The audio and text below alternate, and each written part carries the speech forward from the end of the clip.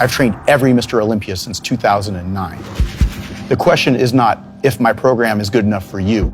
The question is, are you good enough for my program? Do you have what it takes to be big and ripped? Keep going. That's it. You got it. You're in the zone. That's it. Let's go. Take that anger out in the weights. That's what it takes to win. FST-7, Big and Ripped. The FST-7 Big and Ripped program is an 8-week program with 4 weeks of mass gaining along with 4 weeks of cutting. The goal of this phase is to get you bigger, harder, as well as stronger by utilizing FST-7 in various intensity techniques. Phase 1, the key is going to be keeping it between 3 to 4 sets because we don't want to go too high in volume. And we also want to keep the volume of reps down, so we want to keep the weight up. So we're going to be using compound movements to do that, as well as use the 5 to 8 rep range. The purpose of using FST-7 for the 5 to 8 rep range is so that we can use heavier weights during our volume set. Some of the intensity techniques that we're going to be using in this first phase are negatives, peak pause contraction, forced reps, as well as partials. These intensity techniques are going to help you get past the point of failure. This is going to help you get past the point where you'd normally just give up. The cardio requirements for this phase are going to be 3 to 4 days a week at 20 to 25 minutes at about a 65% cardio max. The reason why we're incorporating cardio during the bulking phase is so that we can keep a clean bulk, which means that we're trying to increase your metabolism, increase your appetite, and also keep your heart healthy. The ab requirements for phase 1 is a minimum of twice per week. The reason we want to train abs twice per week is to help strengthen our core. We're going to need the core nice and strong so that we can end up doing those compound movements with no problems. The training split for phase 1 is as follows. Day 1, quads, hamstrings, and calves. Day 2, chest and triceps. Day 3, rest. Day 4, back and biceps. Day 5, shoulders, rear delts, and traps. Day 6, biceps and triceps. Day 7, rest. Slight pause. There you go. Up. Slow. One more. Up. Hold it. Slow. That's it.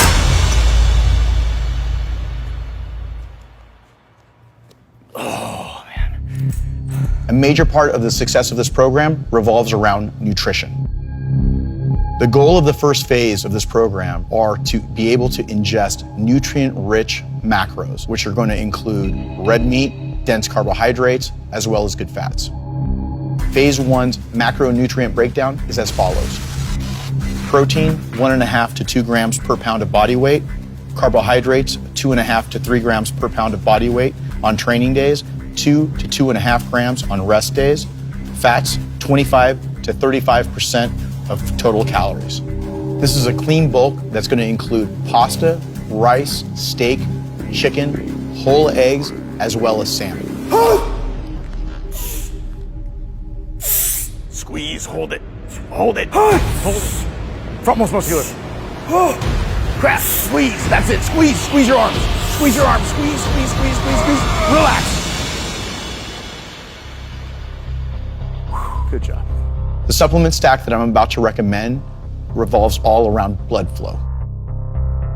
The reason that blood flow is so important to this program is not only for recovery, but to enhance the roundness and fullness of muscle bellies. The blood flow is going to dictate how much growth we're actually going to get. The products were developed to go along with this training system to maximize blood flow, so therefore we can get maximum results out of the training system.